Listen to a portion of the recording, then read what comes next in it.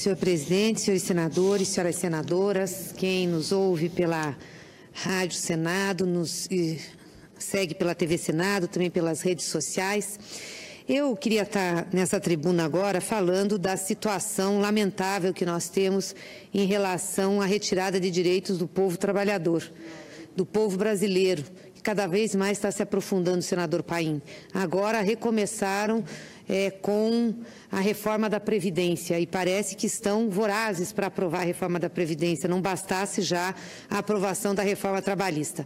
Mas eu não posso falar desses assuntos, desses roubos efetivos que fazem ao povo brasileiro, sem antes tocar num assunto que me diz respeito e que está hoje nos jornais e que eu devo aos meus eleitores e principalmente ao meu partido, à minha militância, uma explicação e um esclarecimento, que é sobre um relatório que a Polícia Federal soltou em relação a uma investigação de doação de campanha para a minha campanha via a Caixa 2 da empresa Odebrecht.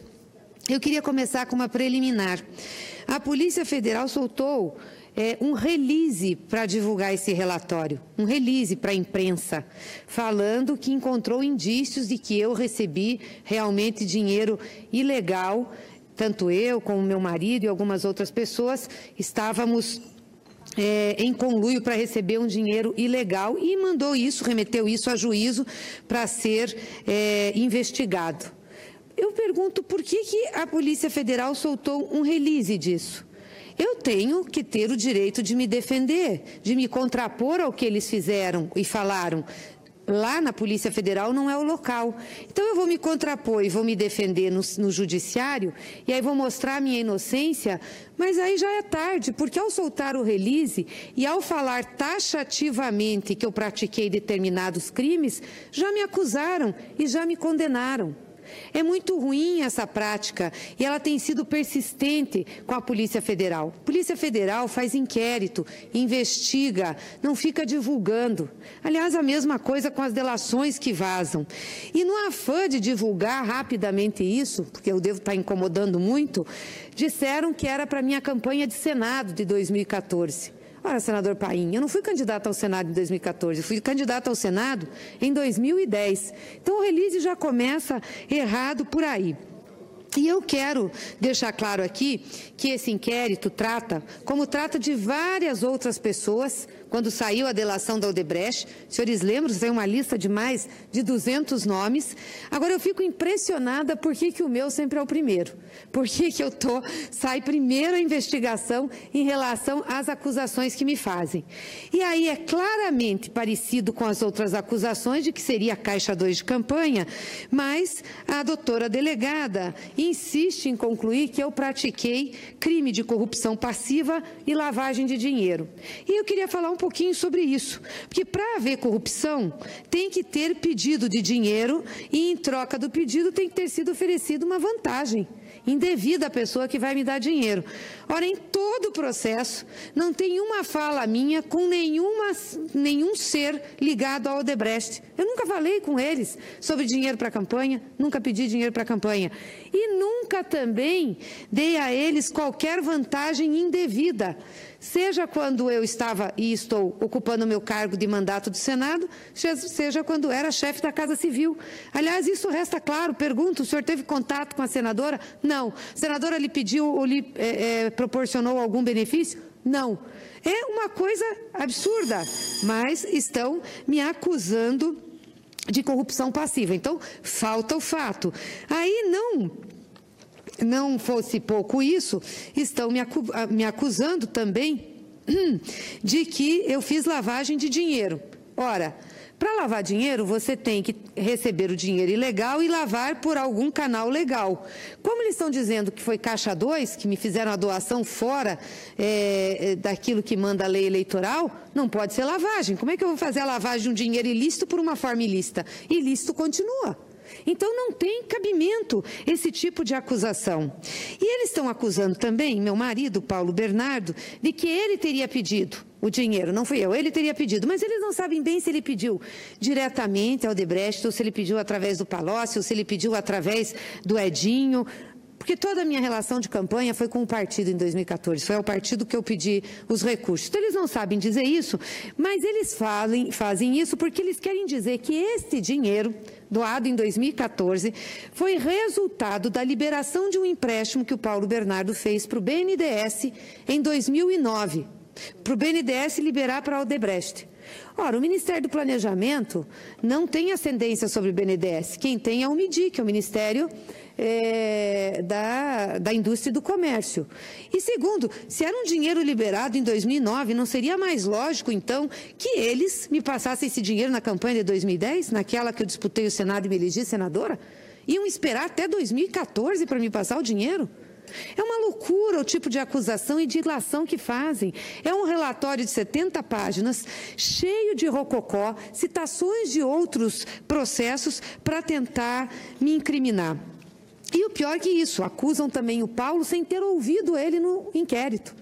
Me ouviram, eu relatei como foi minha campanha de 2014, quem eram as pessoas que estavam comigo, e acusam ele e ele não foi ouvido no inquérito. É cerceamento de defesa, pelo menos do primeiro passo da defesa. Então, eu quero lamentar isso. De novo, é tudo baseado em informações incompletas do Marcelo Odebrecht e de outros delatores, em planilhas que eles forneceram e não no sistema que eles disseram que existe na empresa, porque a Polícia Federal não teve acesso. São vários citados no processo e, como disse aqui, vou dizer novamente, eu sempre saio em primeiro lugar. É óbvio que eu acho que isso acompanha uma criminalização do PT e do próprio presidente Lula. Porque eu não posso deixar de lembrar aqui que o assessor do Temer pega com uma mala de dinheiro. Oi, gente, quero saber onde é que está a mala de dinheiro, do dinheiro que estão me acusando. Mas o assessor do Temer pega com uma mala de dinheiro, está liberado. Os outros assessores dele também estão liberados. O Vacari, que é o tesoureiro do PT, que foi inocentado pelo Tribunal Regional Federal da 4ª Região, está preso. Eu queria entender qual é a lógica. O Temer foi pego numa gravação no Palácio do Jaburu, gente, falando que estava negociando favores para o Eduardo Cunha, falando que estava tentando mediar e contemplar, minimizar a própria Lava Jato. E a Câmara acabou, a mesma Câmara que tirou a Dilma, que não tinha cometido nenhum crime de responsabilidade, acabou por inocentá-lo. Essa semana, o presidente do Tribunal Regional Federal da 4ª Região deu uma declaração pavorosa. O que disse o magistrado? Disse o seguinte: eu não li o processo do Lula, mas eu concordo com a sentença do Moro. Ela é irretocável. Como é isso? Não leu o processo, não conhece e concorda com uma sentença que todo mundo, o mundo jurídico está dizendo que não tem base jurídica? Então, eu só posso ter esse relatório nessa circunstância, nessa conjuntura, com esse tipo de acusação e ilações que estão fazendo, como também uma consequência desse processo que é de desconstrução do presidente Lula e do próprio Partido dos Trabalhadores. E que, para mim, não tem outro objetivo que não tentar impedir o PT de disputar as eleições de 2018, já que não conseguem tirar na urna. Porque, de fato, senador Requião, o que nós estamos vendo nesse país, o roubo maior que nós estamos vendo nesse país é o roubo contra o direito do povo brasileiro, é o roubo contra a dignidade do povo brasileiro. As pessoas voltaram a passar fome no Brasil, as pessoas estão passando dificuldades, nós temos um nível de desemprego imenso. E não adianta vir aqui à base do governo e dizer assim, isso foi legado dos governos do PT. Não foi, não. O governo do PT não deu esse legado. Nós colocamos 22 milhões de empregos formais. Quando a Dilma estava na presidência, mesmo sob forte ataque, nós tínhamos os direitos sociais dos mais pobres protegidos. Nós não mandamos para cá uma reforma trabalhista para dar meia hora de almoço para o trabalhador, para colocar a mulher grávida e a mulher lactante em lugar insalubre para trabalhar, para desmontar a justiça do trabalho. Nós não mandamos para esse Congresso Nacional uma reforma da Previdência que retira os direitos dos trabalhadores rurais que não vão poder mais ter aposentadoria especial. Nós não estamos tirando o direito dos trabalhadores. Nós não fizemos um governo para honrar o capital financeiro e acabar com os direitos do povo. Então é bom ficar claro que o que está acontecendo nesse país é um absurdo. É o retrocesso do retrocesso. Aonde nós vamos parar? E o que mais me escandaliza é que o judiciário, o poder judicante desse país está sendo um braço operativo desse desmonte. Porque ao ter comportamento seletivo como tem, ao julgar uns ou a ir atrás de uns com mais rigor do que de outros, é isso que acontece. Porque essa semana liberaram 3 inquéritos que estavam também no mesmo processo da Lava Jato, por questão de idade dos senadores. Então, o senador mais velho não é sequer investigado. Já há umas 2 semanas também, de 2 senadores do PMDB, de um senador atual e de um ex-senador, também. Eu fico perguntando, qual é o peso, qual é a medida? Às vezes me parece que há um conluio, um complô da classe dominante, da elite do serviço público representado por esse estamento judicial contra o povo brasileiro. Não, ninguém pode mexer no dinheiro do orçamento. O dinheiro do orçamento é para o sistema financeiro e para os altos salários públicos. Para os altos salários, para aqueles que ganham muito, que ganham acima do teto. Porque ganham acima do teto e querem se aposentar acima do teto. Agora, nisso, a reforma da Previdência não vai mexer. Não vai mexer com a aposentadoria de juiz, não vai mexer com a aposentadoria de Ministério Público, não vai mexer com a aposentadoria da Polícia Federal, não vai mexer com a aposentadoria das carreiras de Estado, não vai mexer. Não vai mexer com a aposentadoria de funcionalismo de alto coturno, isso tudo fica como está. Agora, dos pobres tem que tirar, porque pobre pesa muito no orçamento. O que pesam os salários, por exemplo, dos servidores públicos brasileiros na totalidade, principalmente aqueles do andar de cima, sendo 100 mil servidores, é mais do que paga-se em aposentadorias do Sistema Geral de Previdência Social nesse país. Está tudo invertido, está tudo invertido. E é esse Estado policialesco que também vai para cima dos pobres. É esse Estado policialesco que mata os jovens negros, que diz que os jovens negros são os que não só consomem drogas, mas traficam. Mas esse Estado policialesco livra o filho da desembargadora que é pego com quilos de cocaína. É isso que nós estamos vendo, e isso se reproduz na política. Aqueles que defendem a maioria do povo estão sendo mais perseguidos. Não tenho problema nenhum de ser investigada. Eu tenho vida pública, tenho que dar satisfação ao meu eleitorado e ao povo. E está certo investigarem. Agora, assim não. Desse jeito, não. Desse jeito, não posso admitir. Ou faz a coisa para todo mundo igual, ou vão parar de brincadeira. Porque isso está reproduzindo o preconceito que nós temos no Estado brasileiro contra a maioria do povo, que é o povo pobre desse país. Então, senador Paim, é lamentável, realmente lamentável o que a gente assiste no Brasil. E eu quero avisar aqui, dessa tribuna, que nós vamos brigar muito, muito, para que esses direitos que foram retirados voltem e para que não tenha retrocessos na Previdência Social. Eu não tenho medo, não. Podem soltar relatório da Polícia Federal, podem tentar fazer inquérito, não tenho medo. A minha consciência é absolutamente tranquila, absolutamente tranquila. Eu não fiz nada de errado, nada de errado. E na campanha eleitoral, utilizamos a regra que era para todos.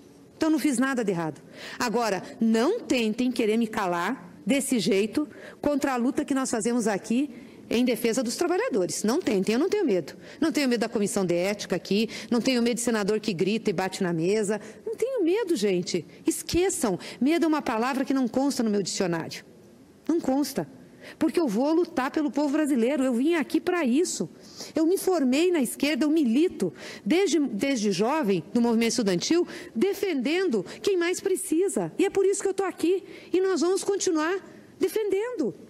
Eu, o PT, os senadores progressistas, os senadores do campo popular, não vamos nos baixar, não vamos nos curvar, vamos defender.